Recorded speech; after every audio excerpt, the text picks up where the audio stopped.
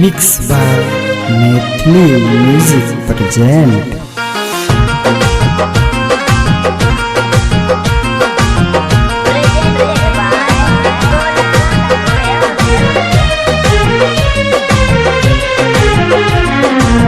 अखिया तो हर जादू ये जाना भइल दीवाना।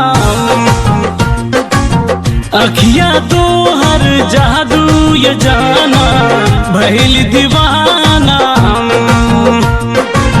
घायल कैला तू भी राजा, घायल कैला तू भी राजा, भइल निशाना।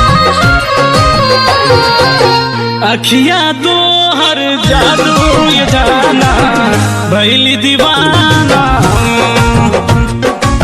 अखिया तो हर जादू ये जाना भइल दीवाना।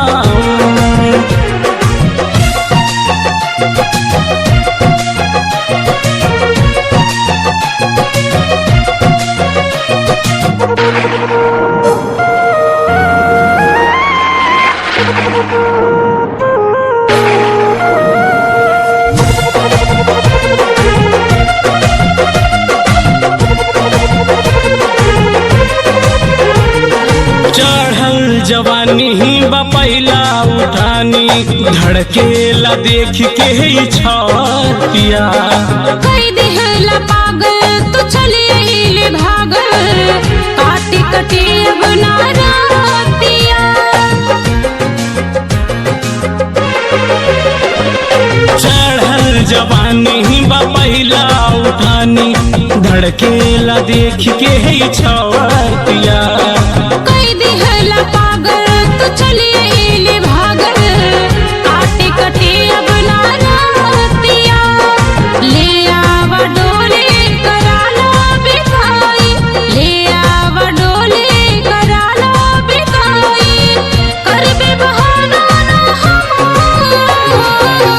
अखिया तो हर जादू ये जाना भइल निशाना। अखिया तो हर जादू ये जाना भइल दीवाना।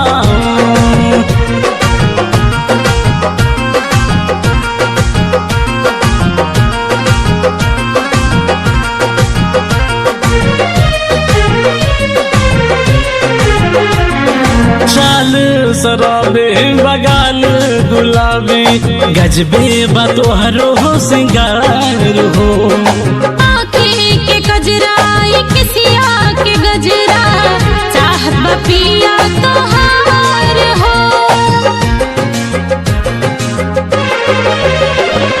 चाल शराबी बगाल गुलाबी, गजबे बतोहरो सिंगार हो। आँखें के गजरा ये किसिया के गजरा, चाहत बपिया तोहार हो। भोला आशीष तोहसे नाता न तोड़ब, भोला आशीष तोहसे नाता न तोड़ब, छोड़ब जमाना न हम। अखिया दो हर जादू ये जाना भइल दीवाना। अखिया तो हर जादू ये जाना भइल दीवाना।